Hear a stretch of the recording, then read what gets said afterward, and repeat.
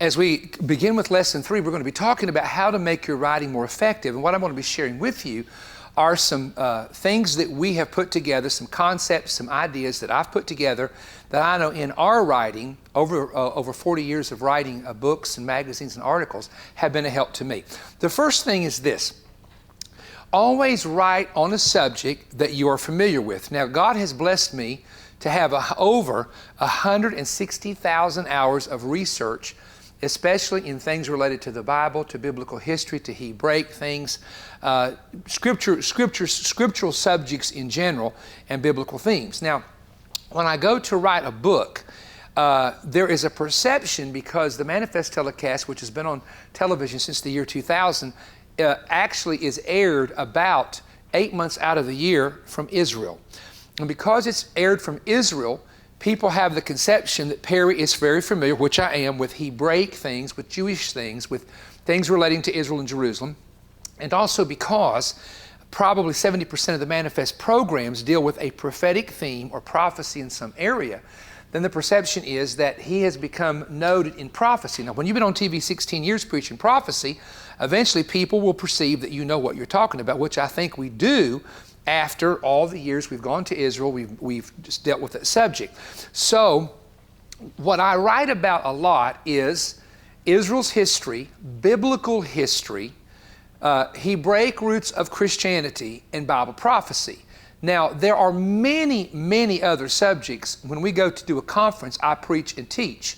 When I was an evangelist, I did a lot of teaching on faith and the Holy Spirit, and our revivals would continue for an average of 3 weeks everywhere we went, to 5 weeks, 7.5 weeks, and 11 weeks in Daisy, Tennessee. So I am familiar with those subjects. Now, the reason you write with what you are familiar with is, one time I tried to write on a subject that I have a lot of knowledge on, but it was marriage, and nobody wanted to hear a thing I had to say about marriage. It's true. Nobody wanted to read the book. Now, when my wife writes about marriage, everybody wants to read what Pam says about marriage. Now, I've never figured that one out, unless she figures she knows more about it than I do, okay? I don't know. But it's a perception issue. So write about what you're familiar with. Number 2, this is important, write on the subject of where your passion is. Now, here's the reason why you write on the subject of where your passion is. Your passion is what releases the motivation. And your passion is revealed in the things that you enjoy the most in life and you enjoy the most in ministry. So what is your passion? And the good thing is, if you are passionate about what you're writing about or what you are doing, that passion will not just rub off on other people, but it will also be like a magnet, and it will attract people who have the same passion toward the same subjects that you do. Number 3, write on a subject of which you might be considered an expert. Now, we know that in the society we live in, that experts are considered to be those who have gone through 4 years of college and 2 years of postgrad and 4 years of this. So the more book knowledge or education they have, then they become an expert on the subject. People go to Harvard and Yale and get into politics, and suddenly you see them on Fox News, and they are an expert in geopolitics. Well, they may have never traveled outside the United States, but because they've read, 17 professors' books on geopolitics, they become the expert. But I want to say this to you, this is very important, that you can also be an expert because you have experience in that particular subject. And when people know that you have experience in that particular subject, and they're aware of the fact, man, she has studied natural health for 15 years. I mean, she's got like thousands of hours in understanding natural health. Well, that doesn't mean you're a doctor, but it does mean you have years of experience in that area. So it's very important, again, depending on the subject you choose, and again, a personal testimony or a personal experience is an exception to the expert rule. So if you're giving your testimony that you were a drug addict and how God delivered you from it, or you're giving an experience again of a life after death experience, you got the documentation from the hospital, you clinically died, all those type of things are an exception to the expert rule, and there's other things that we could add in there as well. Number 4, write on a subject that is desirable for other people to read. Now, again, I'm going to say this. If the subject you're writing does not inspire you, trust me, it's not going to inspire anybody else. People desire information that will assist them, or they desire knowledge that will change their present situation. Now, we know the bottom line is prayer and God will do that. But for people in the world, they want to know how to. They want to increase their knowledge. So the thing about this that I want to share with you is that reach people and know something that let me say it this way. We'll talk about, we'll go to subjects in a moment, but let me just show you and give you an idea of how people are so geared to understanding. Has anybody ever seen the books in the bookstores for dummies? Computers for Dummies, The Middle East for Dummies. Do you understand that book is unlimited and can go on for the next 50 years? How to repair a house for dummies. How to raise kids for dummies. How to start a church for dummies. I mean, whoever thought that a book on dummies would sell millions of copies? Which only goes to show you how many dummies are in the United States, okay? That's the point I want to make right here. But it was a brilliant idea. It was a brilliant idea. And then they had a book that came out, and actually it had a different name, and when they put the original name on it, it just did not sell at all. And then they started calling it the Bathroom Reader. Anybody ever seen the Bathroom Reader books? And all it is, it's useless knowledge. It's just books of stories and useless knowledge and funny quips and quotes.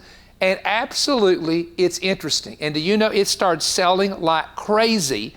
And the person did one book after the other after the other. And I don't know how it sells recently. But the other thing I would share with you, and this is not on our listing here, is when writing, this is real important, use words that people can understand. Don't use words that people have to use in the dictionary, because sometimes people will try to impress other people with somehow their knowledge by using words that even a medical doctor don't know what they mean. You know, in the medical field, it's not just cancer, it's this real long word, or it's not just diabetes, it's a real long word. So if you're writing a book, you say, I struggle with diabetes. You don't say, I struggle with thermohukapakishikimokibobi, or whatever it is. People are going to say, what is that? So you want to always remember, simple is better. Simple is better. And this is something my wife had to teach me in my preaching, because she would say to me, when you get up to preach, you've studied this material so detailed, you rattle it off thinking that everybody out there already knows and assumes that you know what they're talking about, when sometimes they have no clue who the Babylonians were, who the Assyrians were, who the Antiochus Epiphanes was. So she taught me what you have to do is build about a 30-second foundation before you give them what that is. And she's helped me with this, because this is important. You need to know this. The average American is on a 7th grade level of understanding. And when they vote for politicians, you understand that. That's true. Because a politician can put a negative ad out and people just believe it and never research it. They can attack a person and people will believe it and never research it. So you can understand that in writing. And my sister Diane used to be heavy in politics in Virginia, and it's one of the things they learned, that when politicians get up and talk about the bipartisan, I mean, the average American don't even know what is bipartisan, what it means. You know, you've got to explain it. So politicians use these words, you know. I don't want to go into all of them. And the American people, they know what they mean because they deal with those words in D.C. every day. American people have no clue what they're talking about. We will resume this teaching after a short message from International School of the Word. This teaching is one lesson taken from a full course on ISOW.org. If you are enjoying this video, we invite you to check out the full course in the links below. For the best value, try our All Access Pass. At just $99 per month, you can access thousands of hours worth of high-quality, world-class teaching. To check local pricing in your country, visit ISOW.org. For more great teachings like this, be sure to subscribe to this channel and follow us on our social media platforms. Now, back to this teaching from International School of the Word. So when you're writing, you may want to say, well, I want to get detailed and I want to get wordy. No, remember, simple is better. They have to be able to understand what you're talking about. So never use words that people have to look up in a dictionary. Now, when it comes to selecting a theme, an entire theme, I'm going to give you the list based on bookstores across America of the 7 best-selling subjects. And any of these subjects, and I'm going to also, in this little discourse, I did not write these books or do this material because I ever saw this list. I never saw this list till 3 years ago. But it's interesting how that the Holy Spirit would give me subjects to deal with that related to these, all right? First of all, health is always number 1, health or fitness. Number 2 is marriage, how to keep a marriage together, how to have a strong marriage, how to stay in love. Number 3 is subjects dealing with children, how to protect children, how to raise children, how to deal with rebellious children. Number 4 is subjects that deal with faith, any level of how to pray, how to increase your faith, how God answers prayer. Number 5, and this would be different, of course, this list would change depending on the area. If you're at Wall Street, then subjects 5 and 6 are going to be at the top of the page instead of health. Subjects on financial success. Number 6 is subjects on business success. I'm starting a small business. What do I do? How do I deal with IRS rules? How do I deal with local regulations? How do I get by this? What should I do? Number 7, subjects of the supernatural. And the supernatural is becoming a very, very popular subject because of haunted houses and witchcraft and Satanism. And these are, you ever go to a New Age section? That is one of the hottest selling sections of a bookstore. And I hate to say that, is Hinduism, Buddhism, New Age, reincarnation, all that crazy stuff. So those are the 7 most requested subjects in bookstores. Doesn't matter if it's Barnes & Noble, Books A Million, Christian bookstores, whatever the case may be. Now, on health, we wrote a book with the help of Dr. John Miller on the Meal That Heals that dealt with communion. On the subject of marriage, one of my 2-tape albums that I absolutely love, my dad laughed so hard when I preached one of those messages at the Partners Conference. He was literally almost on his knees on the floor. It's called Board of the Rings. And it, see, y'all laugh too. Just a really cool title I came up with. On the subject of children, the Lord gave me a message called Your Bones Are Coming Home, based on Joseph's bones coming out of Egypt. The subject of faith, so many messages I can't name. We've written books, and really some of these books are my favorite personal books that deal with how God blesses people financially. And we haven't written a lot of books, of course, on business secrets or anything like that, but we have written a lot on spiritual warfare. So in my life, a ministry of over 40 years, I've tried to cover the subjects that I knew that people were hurting, needed help, needed insight, and in every one of those areas in some form, I have dealt with personally. I mean, how does a kid that prints one book build an empire almost? People call it an empire, it's not, but it is a ministry that reaches the entire world. When we're running, no preacher runs 3 major things. We're running an internet Bible school, plus a local OCI ministry, plus VOE, and they say, well, Perry Stone's building an empire in Cleveland. No, I'm building the kingdom in Cleveland. We're building the kingdom. It has nothing to do with Perry Stone. Perry Stone knows he's here today, gone later, going to heaven, like we all will all go that way if we don't go in the rapture. So my interest is not buying up the town. My interest is getting buildings and things that can work with ministry to assist and help people. And it's real funny how secular people view it. In fact, the Chattanooga paper did a big article on me one time, and it says how a local evangelist built his $1 million empire. I said, first, it's not mine. Second, it's not an empire. I said, it's God's and it's the kingdom. But you see, the secular world don't understand that. They have to use their words and their information and their perception of what they think they know. So the point is that in your writing, in what you seek out, try to find out what you're familiar with and what the need is. Now let's go to number 2. In writing, you have to set an atmosphere to write effectively. Guys, move that outline up if you will, please. You have to set an atmosphere. Now, it's real important that for me personally, my best writing is done before lunch. So I will get up early when I've rested, my mind is clear, and I'll go write several hours in the morning. Now, I will suggest something to you.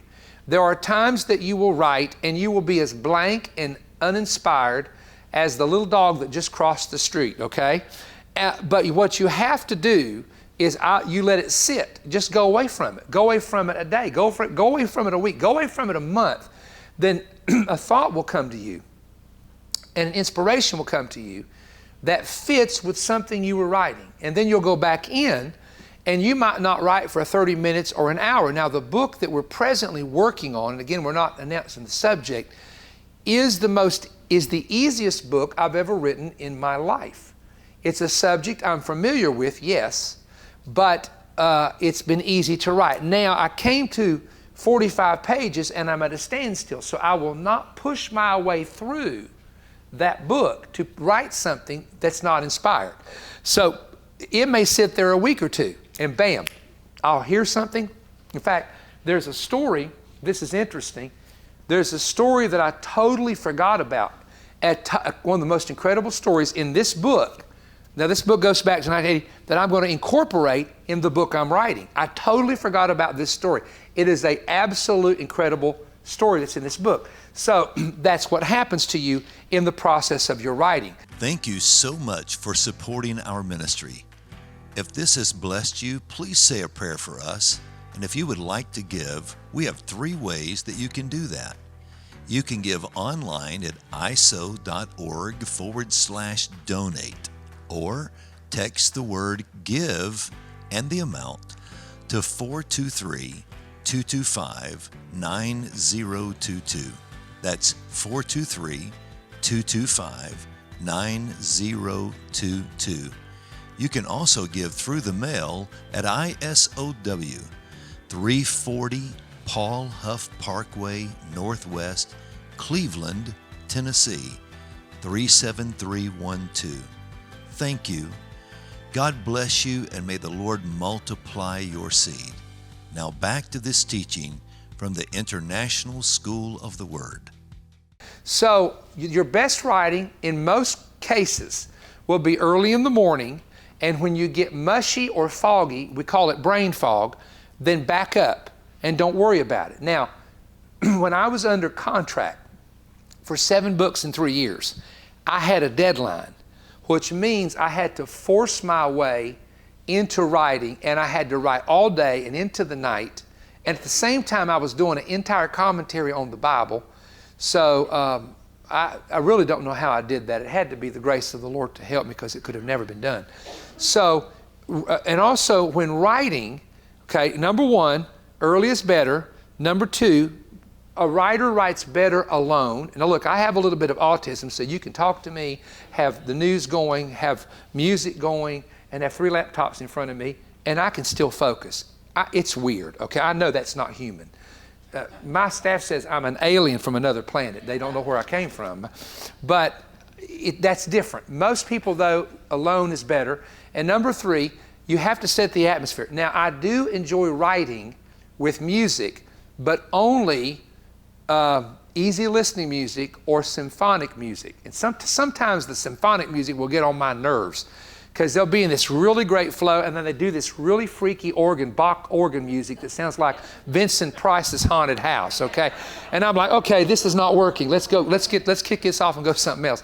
So music, the right kind of music helps your atmosphere, if you're that kind of person. Other people cannot be disturbed at all. So remember, when you're writing, you have to set an atmosphere. You have to have a clear mind in order to effectively write. So I'm going to give you what I call the 8 general rules of writing a book, and this also is true when writing an article.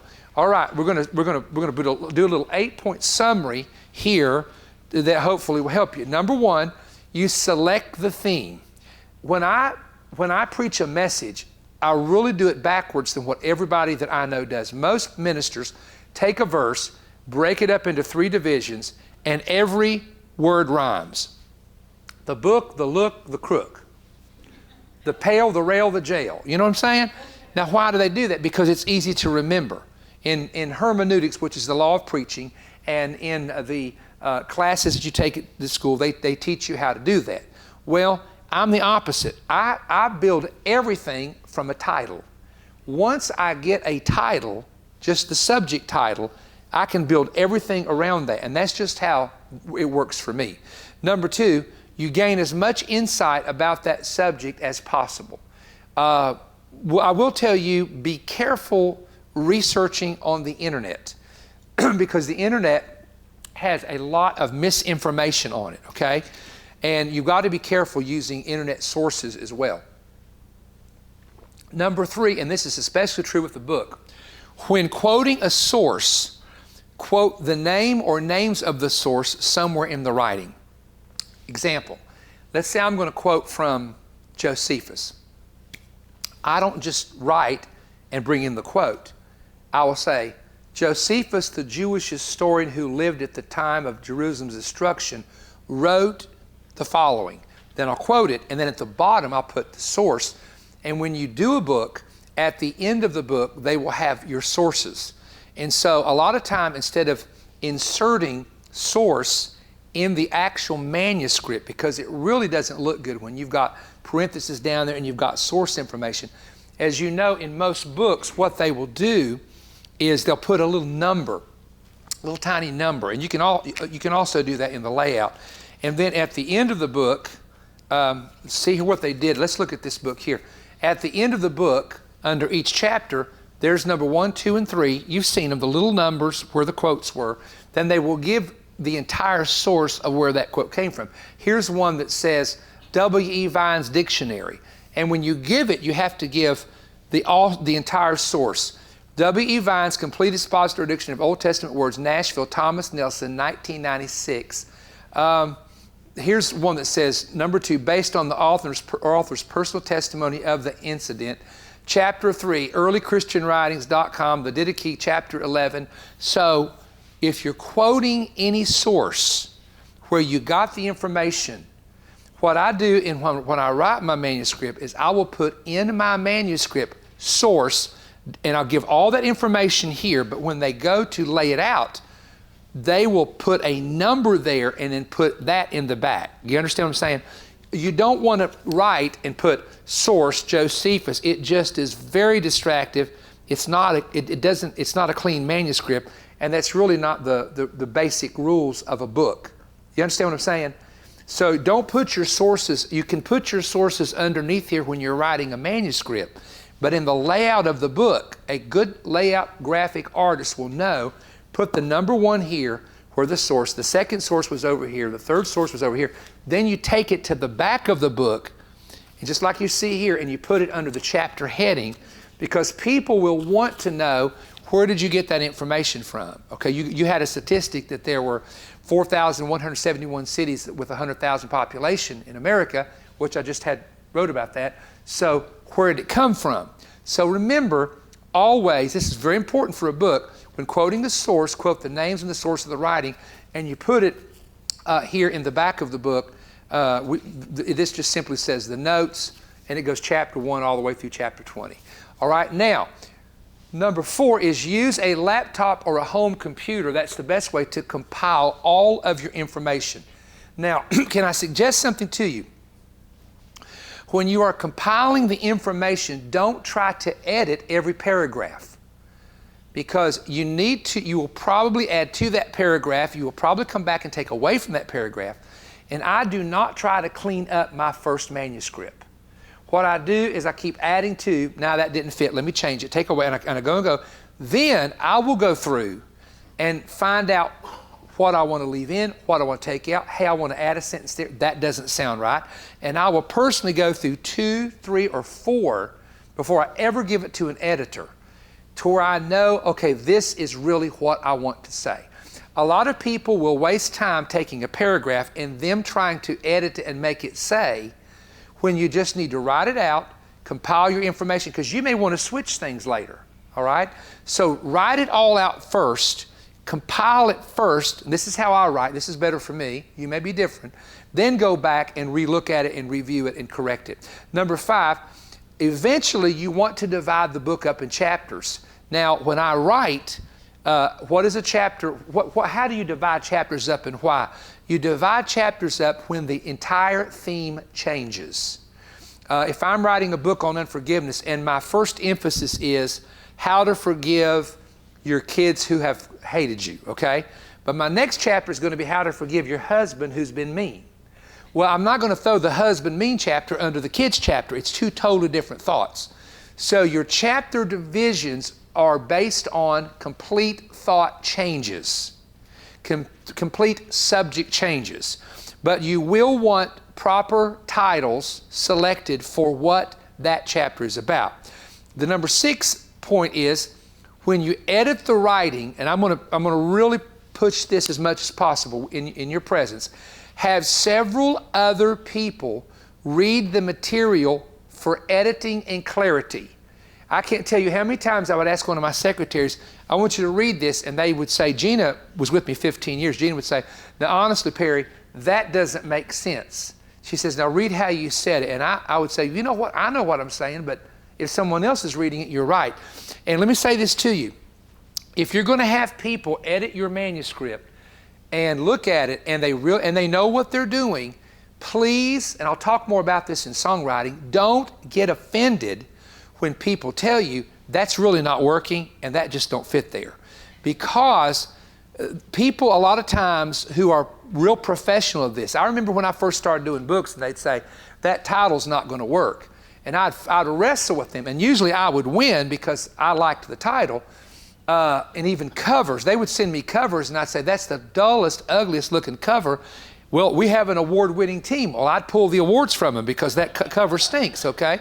And I would just go round and round with publishers, but there were times when they would come back and say, let me explain to you why we changed this to this. I had a book we just put out, I talked about that was called Prophecies Fulfilled Since 1948. And my publisher, they weren't actually the publisher, they were actually laying out the book, editing it, and printing it for me. They said, first of all, the title's a little bit long, you need a shorter title. And I said, well, give me an idea. And because I talked about things in the book of Revelation, they said, the Revelation generation. I said, that'll work, let's do it.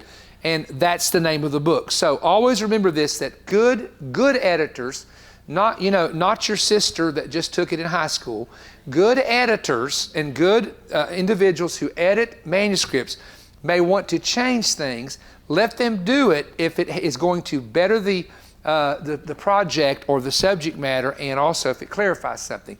Number 7, and this ties in. Don't be offended if you're corrected. Don't be offended if you're correct. You know, when you were in college and you gave an essay paper of some sort, and the professor gave you a C- and marked all over it, you didn't get offended at them. You said, oh boy, I should have paid more attention. Well, learn from it, all right? Learn from these experiences. Number 8, be willing to adjust your content to be more readable or more effective. More readable and more effective. I know you can one of the things I had difficulty with is my sentence structures would be very long, and people would come in and take a 20-word sentence and they would start reducing it down to about 8. And I would say, yeah, but it's not descriptive enough. But then they would go back and explain to me how that you use this word to describe what it took 5 words to describe. So again, editing is very, very important, and proofreading is even more important than editing. I'll tell you about that in a moment. Number 9, make sure the titles are interesting and match the content of each chapter. Now, there's nothing worse, and I've read books this way, than someone comes up with this really cool, catchy title, and you read the content and they never talk about what they're talking about in the title. So always remember this. If you're going to put a really cool title of a book, make sure the book talks about that. And you'd be surprised how many people don't do it. They find a catchy title, a catchy cover, but the book has nothing to do with the subject. So make sure the chapters match what you're talking about. All right? Now, I will give you point 10, which is so important legally for you. This may be the most important point for you to understand as someone who desires to be a writer. It's called plagiarism. You will get in very serious trouble when you plagiarize someone's writing. Now, what does that mean? The definition is taking someone else's work or idea and passing it off as though you originated it. There have been 2 ministers, and I would never name them because I don't know them personally, that wrote really well-known books one guy lost his church and ministry over it. And he had this book that was selling like crazy, and come to find it out, he had plagiarized another guy's manuscript. I know a minister now, and again, I would never name who this is. He's a dear friend. And he wrote this great article on spiritual warfare. And sent it to a publisher, and the publisher rejected it and said, well, we can't use it right now, but he never got the manuscript back. Then a well-known man put out a study Bible, and this minister bought it and found his whole manuscript there in Matthew, almost word for word. So what the publisher did was he held on to the manuscript, then incorporated it into this other man's Bible, which is totally illegal, but it was going to cost so much to deal with it, he just sort of left it alone, let it go. Now that's plagiarism. So a person has the legal right to sue an individual who plagiarizes their material, which leads me to something very important, and that is this, that if you ever quote from another person's material and you're going to take a paragraph out of their book, you have to write the author or the publisher, depending who has control of the book, and get written statements to quote somebody. You cannot just go and pull, Brother Hagin said this, Brother Copeland said that, Perry Stone said that, and all of a sudden you've got a half of a chapter from these guys' book that you're repeating in yours. You just can't do that. And what that is, it's called copyright protection of intellectual property.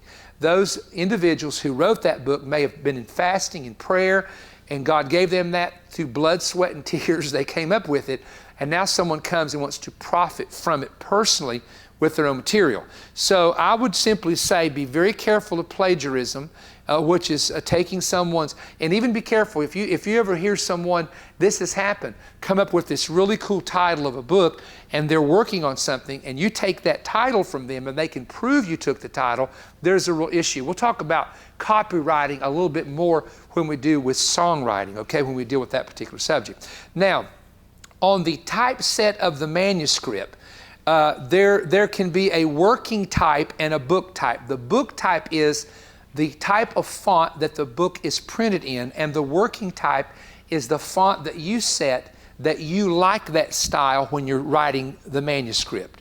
I suggest that if you are going to self-publish, that whatever font you are going to use in self-publishing, and you can look at different books and you can see what is readable. There are fonts that are not readable.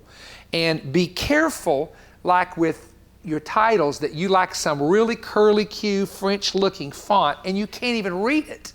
I see billboards all the time, and I said, whoever designed them should just be fired right there. You can't read it, the colors are horrible, the pictures are bad, because the one thing you want is readable, easy readable print. So I would suggest that when you are laying out your book, that what you do is that you use a font that if you're going to self-publish, that's probably the font that you're going to use. And again, look at different books and different fonts, and you can choose that. That's a personal selection as much as anything else. Again, at least an 11, but 12 is more preferable for a book because it's readable. Now, what we're going to do in a moment is we're going to go to what's called the editing and the proofreading. Now, folks, what I'm about to share with you in the next course is absolutely so important that if you miss this, you could ruin your entire book, no matter how large or small it is.